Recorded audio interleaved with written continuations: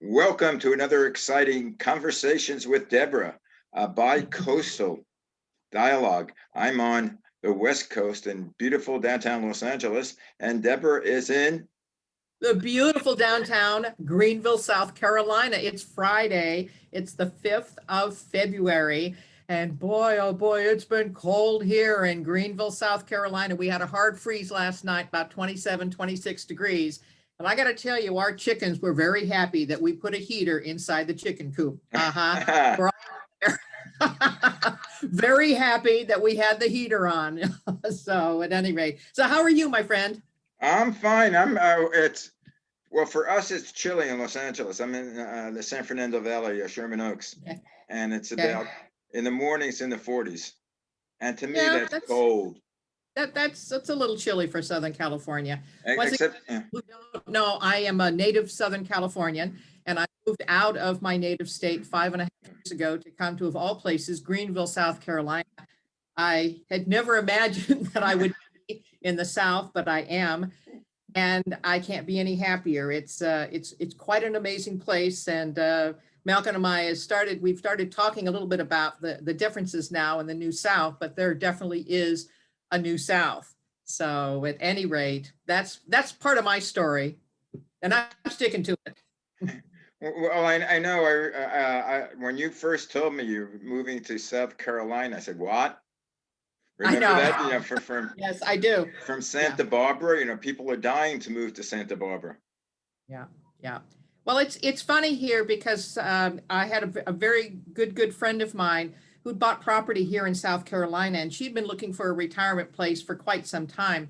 And she suggested Greenville, South Carolina. When I first heard it, I went, "Oh, please, there's just no way I'm moving into the South. You must be joking."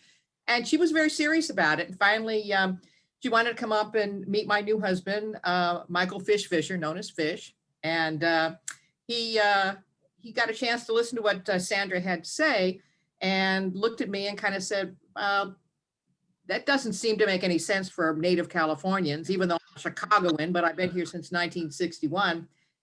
Finally started to do some research after the business crashed. We had a handyman business, and it completely crashed in 2015. Don't really know exactly what happened, but normally we'll be quiet January and February, but we went all the way in through to August, really no business. And we weren't ready to retire, obviously, couldn't afford to. And he went off to jury duty. I started doing some research and realized, wait a minute, Greenville, South Carolina? Now, what is Michelin doing here? What is Fluor doing here? What is GE doing here? What is BMW doing here? Well, what they're doing is revitalizing this entire area. And they're bringing students along to be able to work in the manufacturing business and the industries, software business. And it was quite remarkable when I started to do the analysis on it and went, I think we might be able to make a go of it. So we moved here sight unseen, took us 45 days from the time that we chose a house on, of all things, Zillow, went to a house that was sight unseen. The realtor, of course, was like, "What are you doing? You've got to come back and visit." And I said, "No, I don't think so.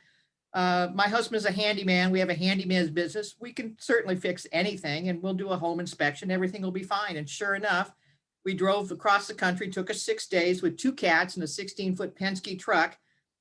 Here we are, best thing we could have ever done. Affordable housing and affordable food, affordable gas, and it's just a pleasure to be able to be here. It reminds me so much of California in the 80s and the 90s, a feeling of opportunity, the enthusiasm, all kinds of different people here from all different countries, very international.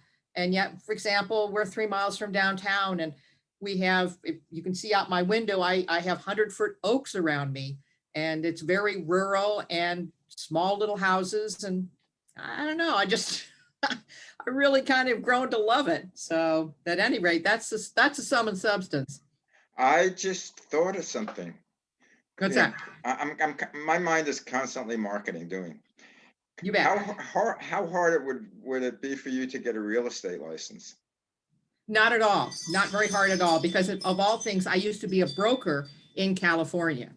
Because what I'm thinking is we have a show. You're Yeah. touting the virtues of living in South Carolina. We Yes. reach all over the world. There are Yes. people that either going into retirement or tired of where they are. And right now, a lot of people work on computers, so it doesn't really make a difference where they are.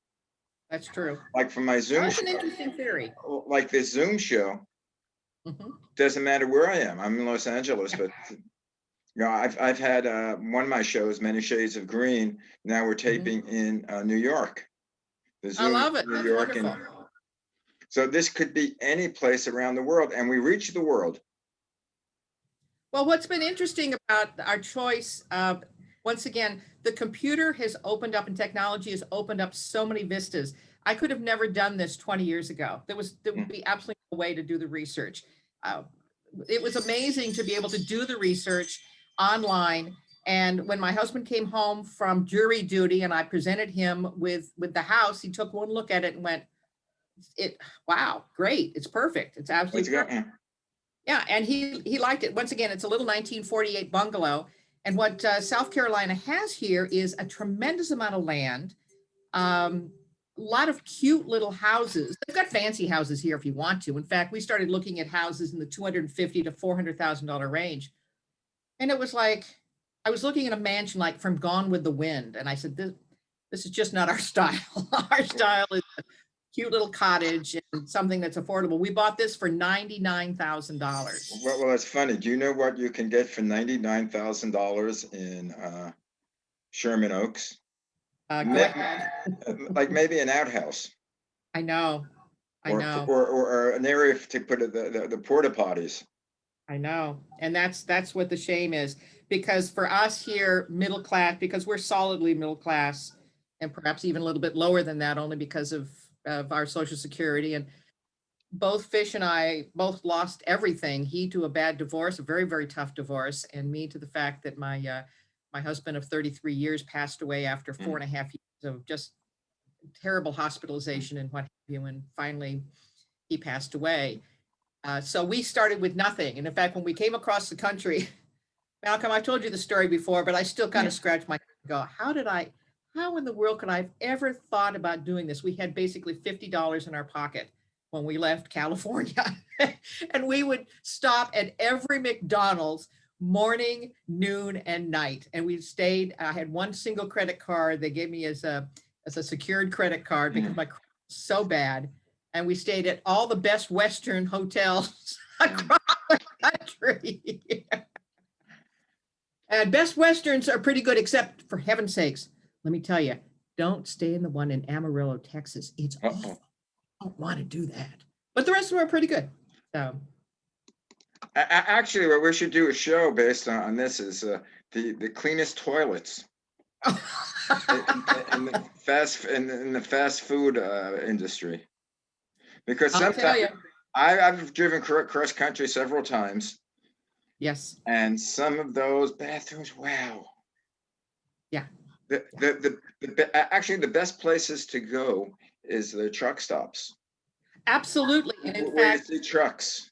they know what they are doing. It's remarkable. These individuals, men and women, they are unbelievably great drivers. When we came across on, I believe it was 40. It was Interstate 40, and for every car that was us, there was probably 10 trucks, and I'm talking about gigantic 18 wheelers and Yeah, possible to have a 24 wheeler. I swear we saw one, and they were all fantastic drivers. Everybody would, and it would be funny because we would pass them, they would pass us because we would stop to go to the bathroom or stop at McDonald's, and they would be tooting their horns like this. So it was great. it's It was like absolutely great to see the country. Smokey and the Bandits. That's it. But what I found out when going cross country, that they have in their cabs, they have water. They have they can set up that they have beds for bathrooms. They have like little water for coffee or to wash up. Yes. But what the truck stops have, it's that they'll have like game rooms for the drivers, where you can play billiards, or they'll have Yep. cable TV there. They'll have showers. You don't have to stay there. but they'll have Yep. showers there, in the bathrooms for the drivers. Well, let me give you a little tip because we watch the Weather Channel all the time because I'm a weather junkie. And one of the programs that Fish and I both watch is Highway Through Hell. And it's about the truck drivers that get rescued, heavy duty rescuing by a group of tow truck operators. And it is quite amazing. This Coquihalla Highway is up in British Columbia, up in Canada. And I got to tell you, it is remarkable seeing the size of these trucks and, of course, these tow truck drivers. And you know what? You can poo-poo the fact that you've got a truck driver and, well, he may not be educated and what have you. But I got to tell you, these tow truck guys, they use advanced physics to take out these killers. It's remarkable. Remarkable. I've seen that one. And the icy, it's great. And the icy roads they travel, and amazing. It's amazing. It can be dangerous. It is. It's very, very. But they make some good money. Yes, they do. They absolutely do. But anyway, again, going back, if try investigating it, we could do. It's almost like a travel show for South Carolina. It could, but one of the things that I warn everybody about is that here in South Carolina, you want to come here to admire it and to enjoy it, not to change it. Because in some cases, we've seen people coming in from the high tax states and wanting to go ahead and change things in terms of making it exactly the same way as where they came from either New York or from California. And that really defeats the purpose. We are a very low tax state here. Our roads probably are not fancy dancy like that in California. We have potholes and what have you. But for the most part, our property taxes are way low. Our gas taxes are way, way low, and it makes it affordable. And we're just hoping that the people who decide to move here don't want to change that because it needs to be a haven for the middle class. At this point right now, I must say, doggone it, we're getting into politics again. But I do believe that we're having a bit of a situation. I won't say a war on the middle class, but I will say that we're having some situations where the middle class is going to be paying more for energy because of the fact that President Biden has reintroduced regulations to oil and gas. And I understand climate change and all that. And you and I agree on the situation with climate change. But where you and I disagree is the fact that I do believe that you need to control pollution, and the United States cannot be alone. We cannot be the only country that's doing this while China and India are continuing to pollute. This is the world, and the pollutions coming in from China and from India will end up soiling the United States as well.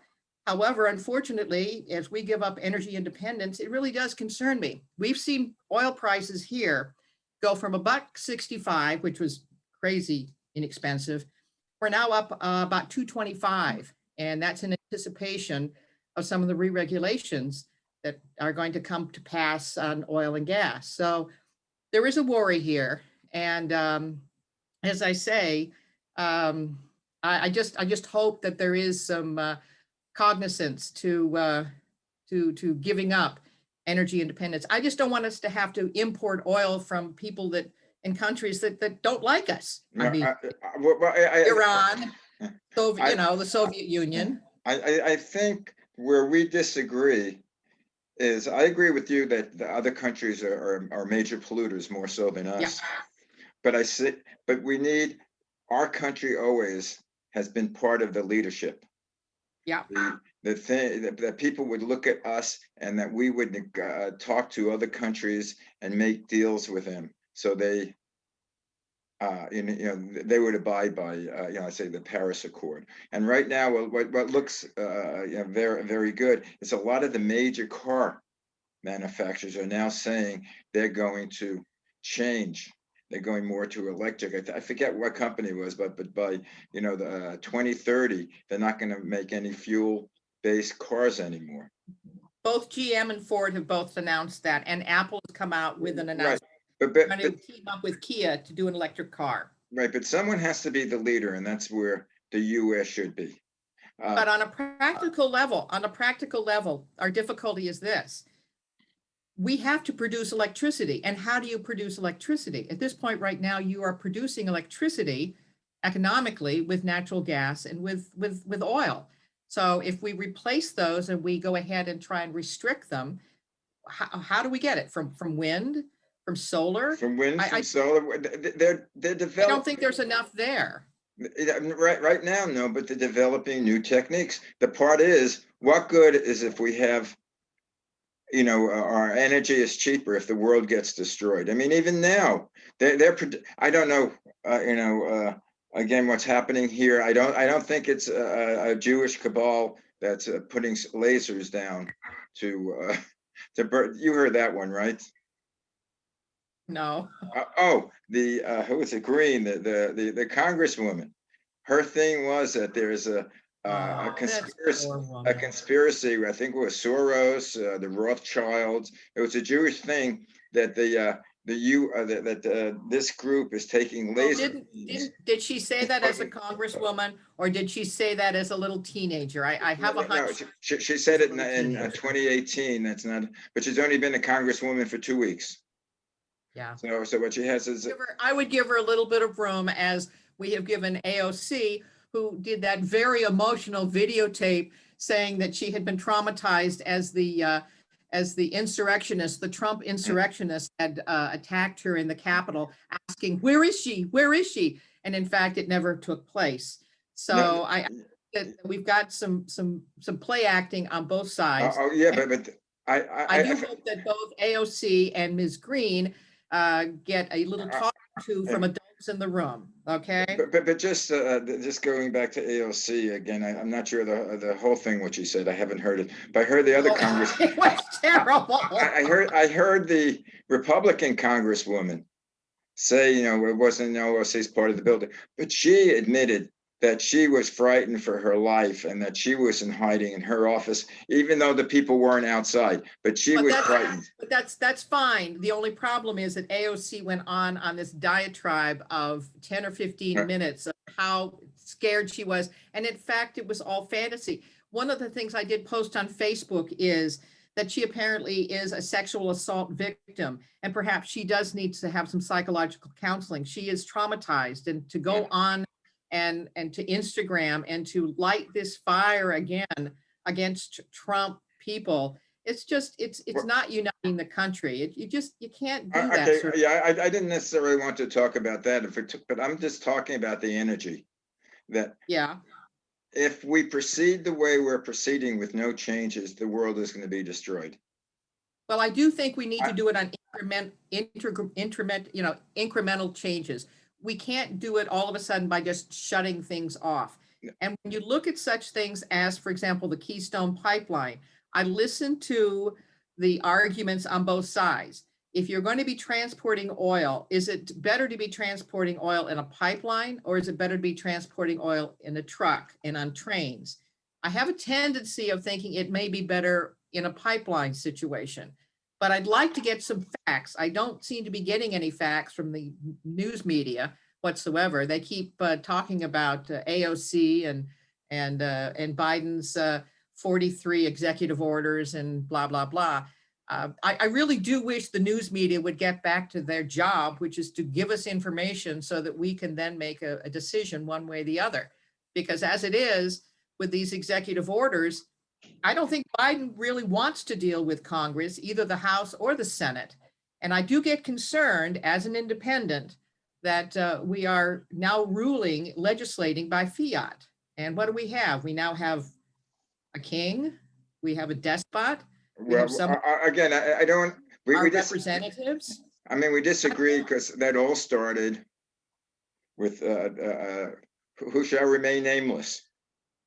But well, the nameless one in his first week, I think, did 4 executive orders, and we're looking at the named one, President Biden, doing 43. So there's a big difference between 4 from the nameless one to the named one, President Biden, of 43. Right. I think that we do need to have representatives who represent us, Malcolm, into the fray and talking about the the issues that he is with a sweep of a pen mandating law.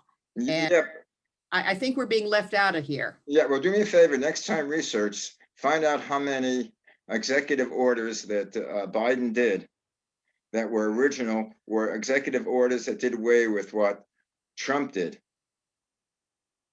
I think the thing is, there were so many executive orders that Who Shall Remain Nameless did. He did away with them. It's not that there's new legislation. He just did away with a lot of the legislation that Who Shall Remain Nameless instituted or did Well, away don't with. you think we need to, some of these issues that he is doing executive orders on, don't you think we need to be discussing these issues rather than simply a single individual going ahead and signing these things? Shouldn't we be talking about the issues? Shouldn't we be discussing them? I mean, what are we doing with a Senate and a House? You know what I mean? Well, it's not the top of the mind type of thing. And these have been discussed for the 4 years. I mean, people are, probably he couldn't get some of it through because of the Republicans. But anyway, I wanted to change that because now we're getting back into the old arguments. What I wanted to see is what do we do about the climate? Because it's happening. I don't think you can say, okay, let's take our time doing it. I don't think you can take your time. I'm not advocating that. I do think what we do need to do is we need to go incrementally. I think we need to look at each and every one of the ideas separately. Once again, I heard from the Keystone Pipeline proponents that it is certainly safer doing a pipeline versus moving oil with trucks and with trains. I'd like to be able to see if that's in fact the case, but we can't seem to get any of the facts, any of the information. And I agree with you. I mean, I don't understand in terms of the gas mileage situation. Doggone it. I mean, we need to make sure that we efficiently use gasoline, for heaven's sakes. And we're not with, I mean, I used to have a Buick Riviera that my dad gave me. I had a big 8 miles per gallon on that thing. It was a great car, but 8 miles to a gallon, that's crazy. Now we've got this little cute little Honda Element. And in fact, we don't have 2 cars. We're now down to 1 automobile, and that's it. And if I need to go someplace, I call Uber and go wherever I need to go. But it's the small things, the little changes that we've made. I think it's extremely important. It is. It's known as lifestyle. It is. And Truly I mean, is. it's even the simple thing of using the water. Absolutely. How long do you leave the shower on before you go into it? I like a warm shower, but or people, put the shower on to get the steam, to get the room warm. It's a waste of That's water. crazy. That's crazy. Well, I'm not so much in the US, which would probably help eventually get to, but you go to certain countries that people walk for 2-3 hours to get the drinking water to bring back to their village. Yeah. I mean, there has to be something that's happening in this world. Otherwise, we're going to destroy it. I have to agree, but once again, I don't want us to give up our energy independence just to say we have saved the climate, because climate has to do not just with the United States. The climate does not end at the territorial borders of the United States. It doesn't. It's world. And when you have China, and if you have India and all of these other countries continuing to pollute, you still have problems. And why? In the meantime, we're going ahead and having, if we don't have energy independence, we're going to be asking for oil from some of the people who really don't like us very much, some of our sworn enemies. Yeah, but the thing is, we have to again, what Biden has done is he has a plan how to change. I mean, he's doing what you're saying. He's changing the way we get energy, and he's also creating different type of jobs. I mean, as far as like the coal miners of West Virginia, I mean, they've been out for a long time. I mean, well, let me tell you, you have a real problem when you have an energy czar, John Kerry, who is running around in his private plane, explaining the fact he can't possibly take a commercial plane because he is saving the world, and then he talks down to the oil workers and the coal miners, saying that you guys can go ahead and get a job someplace else doing computer code or making other energy types of things. I mean, the one thing that you can say about the person who will not be named He never spoke down to people. He made fun of people, but he never spoke down to people, especially ordinary Americans. And I do think that, and I mean, it's been very, very tough with President Biden when you talk with people about the fact that people are one horse ponies, talking about pony soldiers and things like that, insulting people. There's no reason to be insulting ordinary Americans. Now, go ahead and insult those politicians. That's fine by me, but insulting ordinary Americans, I think the way John Kerry did it was very, it was disgraceful, absolutely disgraceful. And he is representing the United States. You don't look down on people. I used to be very, very wealthy. You know, I had a lot of money when my husband Tom was alive. And you don't use your financial position to be able to desecrate other people and to look down on them. You just don't. That's not the way to be done.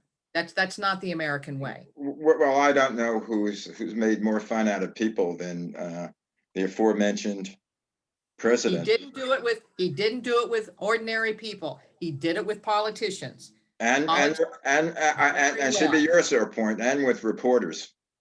Well, I got to tell you, the reporters are about as brain dead as I've ever seen reporters. Being a former news reporter myself, know what you're talking about. In fact, there was a CNN reporter that apparently didn't even understand the First Amendment. You know, come on, folks, these guys are being paid plenty of money. They need to do work, and they need to have editors that are looking over the shoulder of these reporters. Stop opinion making. I think the funniest line was by it was by I think a Republican representative in Congress who questioned the election of this representative. He said, "I don't know if he's an American. He's a Navajo." Oh, please. Oh, please, give me a break. What an idiot. I know. You know, it's just times where you just like, shut up. Come off it. Well, I think in the olden days, I'm talking about the 50s and 60s, even Really? in the olden days. I mean, there were probably a lot of idiots that were elected to offices, but you didn't hear what they said because there was no one there to quote them. Now, someone says something, it's on YouTube, you know, the next 10 minutes. I mean, this country singer, and I forget his name, Waylon someone or other. I'm not a country music people, and he uses a racial epitaph. I don't know if you're familiar with the story. Well, I got to tell you, the rappers use racial epithets all the time. And they also use sexual epithets for women. So right, but I mean, basically the racial epitaphs on the rap singers, they're talking about themselves because most of them are African American. Or in fact, I always ask, you know what? You do not get a pass because of the fact you're Black. A pass to be able to use the N-word. I'm sorry. Period. That's what Richard Pryor said towards the you know, before he passed. He said, because he used the N-word a lot of the times. And he says, I'm not.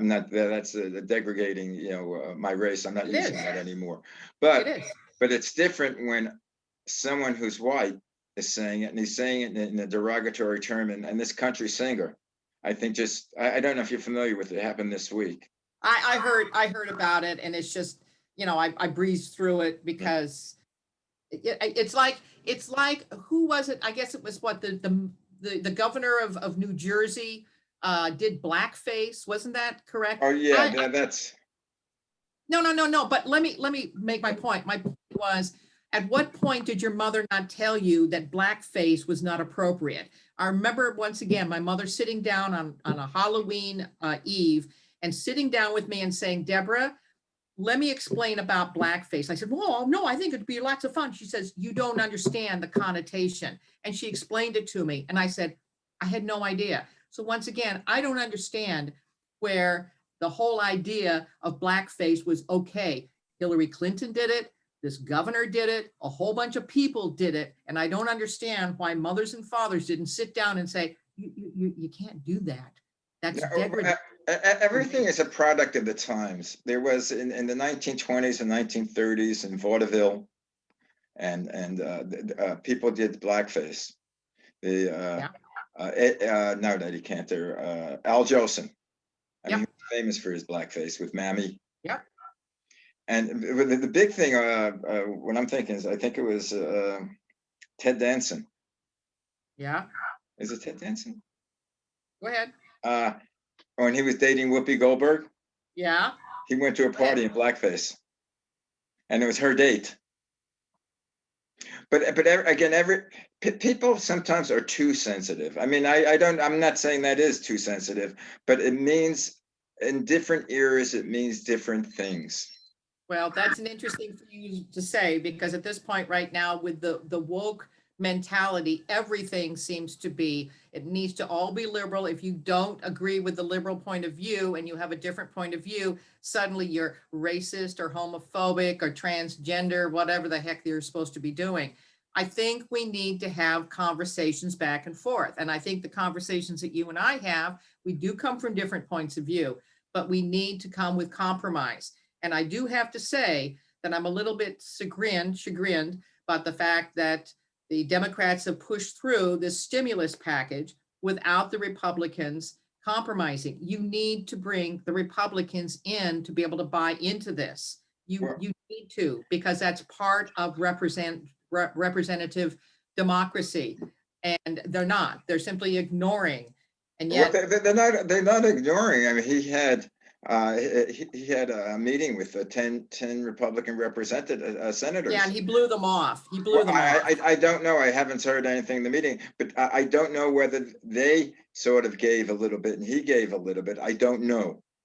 But he had them, and the other person that was in the White House before him, and I forget his name, he never had something like that. But well, once again, like I say, you need to bring in, because you have 74 million, 70, probably close to 80 million people who voted for President Trump, the man that we will not mention. You have got to be able to bring those people in and not continue to demonize them. You know what? 74 plus million people did not storm the Capitol. And I'm getting tired of the Democrats making this akin to 9/11. This is not akin to 9/11. This was a group of yahoos that decided to go ahead and go into the Capitol, break the law. You need to arrest them. You need to, whatever needs to be done, you need to put them in jail, or you need to have them pay whatever fines are need to be paid. They need to serve time, whatever it needs to happen. But to demonize the rest of 74 Americans, I don't think we should demonize the rest of the 74 million people, but I do think that these yahoos weren't yahoos. They were well organized. A lot of them were. Well, they can be well organized, but I have to tell you, they are certainly not representative of 74 million. No, I agree with you. But the thing is, they're also more frightening than the people who did 9/11, because 9/11. No. Don't go there. No, conceptually, they are not Americans. They are from a foreign country, from a foreign group. You cannot put the attack on the Capitol in the same category as 9/11. And in fact, what was interesting about 9/11, it ended up bringing us more together as Americans. Right. What's very interesting about the Capitol situation is that unfortunately one political party is using that to be able to divide us. And that's not the way it needs to be. I'm not talking about actually the loss of life or how severe each was. I'm talking about one was homegrown and the other is foreign. And I think right now we have more problems with homegrown terrorists. For whoever, whatever they are, whatever they are, it doesn't make any difference if they're homegrown or they're out of the country. Terrorists are terrorists. But the one thing I do get very concerned about is, you realize that Bank of America, my bank, and I may be changing my bank, gave proprietary information without anyone's consent to the FBI to find out whether or not people had made credit card charges in Washington, D.C., whether they had bought a Starbucks coffee, whether they had bought a muffin, whether they had stayed in an Airbnb or a hotel in Washington, D.C. They gave all of that banking information directly to the FBI, so the FBI, could then talk to people who might have bought a muffin. I just find that unbelievable. That is beyond the pale. And as a banker, you are not to do something like that. And yet Bank of America did. Of course, I left B of A for some unbelievable things that they were doing in 2003. but it's Did, did, beyond the pale. did you see 60 Minutes last week? No, what did I miss? They're talking about Yeah. what different companies are doing with their DNA that they collect. Now they collect DNA when we're taking the tests, the COVID tests. They're collecting the DNA of the people. When you're going to ancestry.com, they're collecting your DNA. And what they're selling it is, I forget, there was one Chinese company that was buying it. Now, from when they buy it, they could tell from your DNA what diseases you're prone to. They can say all sorts of information, which is even more important than what your banking is, because they can say what you're going to do in the future, and then they can market all that information to you, and there's no control. And we're still worried about Russian collusion. We should be far more worried about Chinese collusion. And once again, as an independent voter, I must say that I am very concerned that President Biden does have economic ties and financial ties to China. And that does concern me, my dear. I'll tell you, everybody has, if you're in business, if you're a multi-billionaire, if you have ties to China.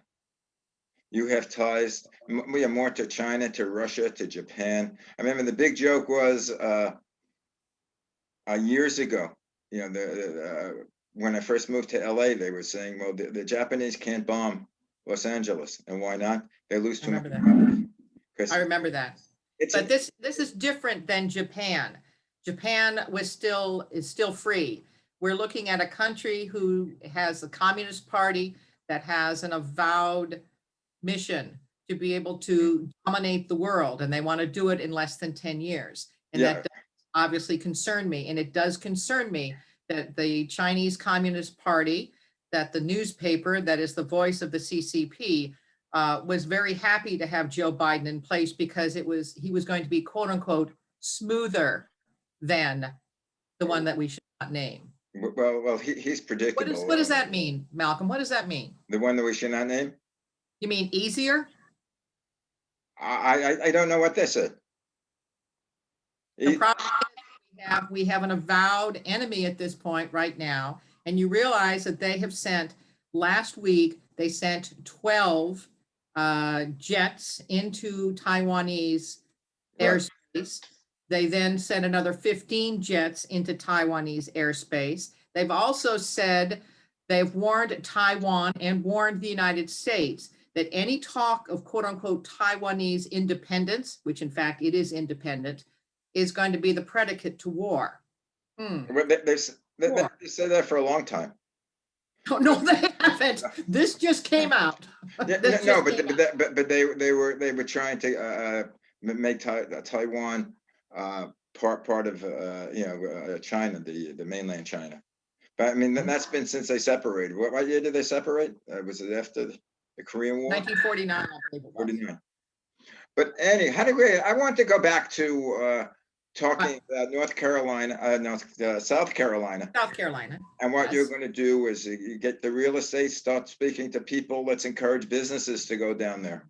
And not people who want to change the typography, people who are tired of the typography in the major cities and want more rural. You should come down here, Malcolm. I'm being very serious. You should come down here and you should take a look at it. Yeah. Well, the people that are here, they're very self-effacing. They're very extremely friendly. I've never seen anything like it before. It's so different than it's the way California used to be in the 80s and the 90s, where you would go to a coffee shop and you would be talking to everybody. That's what you do here in South Carolina. I just the Waffle House. You go to the Waffle House. It's Greenville, SC, Greenville, Southern California. Anyway, you realize we just got off the topic totally? No. Yeah. And our time is up. We're probably about 40 minutes already. Oh, I'm so sorry. But we can never keep this into a 30-minute show. No, but we have a lot to talk about. Honestly, you need to come down here and take a look. Okay. It's fascinating. As I say, I want to get more involved with the Fish Fest, or what you're doing with fish, as far as working with the malls. and getting his Well, work. not only are we going to be working with the malls, and we've been invited to Haywood Mall, which is a Simon property, one of the biggest landowners of malls in the world. But we're also going to be doing, of all things, we're going to be doing electronic billboards. We're going to be putting his artwork on electronic billboards that are anywhere from 40 feet long to 20 feet tall. So since people are not going into art galleries anymore, we're going to go to them. It's going to be Greenville, South Carolina. And you're going to see his art on some of these billboards. Maybe we can convince Lamar to do it in Southern California. Well, let's do to talk to the people with Lamar. And again, this is like worldwide connections Yes, with it our is. shows. Maybe we can talk him into Maybe. working with Maybe. and put our show on his billboards. Maybe. Yeah, because we can have this roving TV. We could Mhm. become the new 40 in Times Square. It would be marvelous, would it not? This is a great time to be getting old, my dear. It is a great time. We've got nothing but blue skies ahead, my dear. Well, I know it's a great time to be old. It's a great time to be alive. Well, any time is a great It time to is. be alive. But with the It new is. technology, what we're doing, who knows? I have no idea who's listening to us. I see some things, not that much, but I see things out of the country in countries I've never heard of. Anyway, my dear, that's it. It's wonderful talking with you, Malcolm. You have a good week. Well, we'll speak during the week. That sounds wonderful. Send my And love to- thank you all for listening to us. We really enjoyed. And if you have any comments or any suggestions for things that we need to chat about, well, we'll listen. What the heck? Do it. malcolmpresents@gmail.com. Very good. And again, also remember to promote the show with your friends and on Will your do. and on your thing, because we get basically by and if you listen to the show, tell your friends about it. It's malcolmpresents.com. We'll speak to you next week. Bye. That sounds great. We'll see you next week. Bye-bye.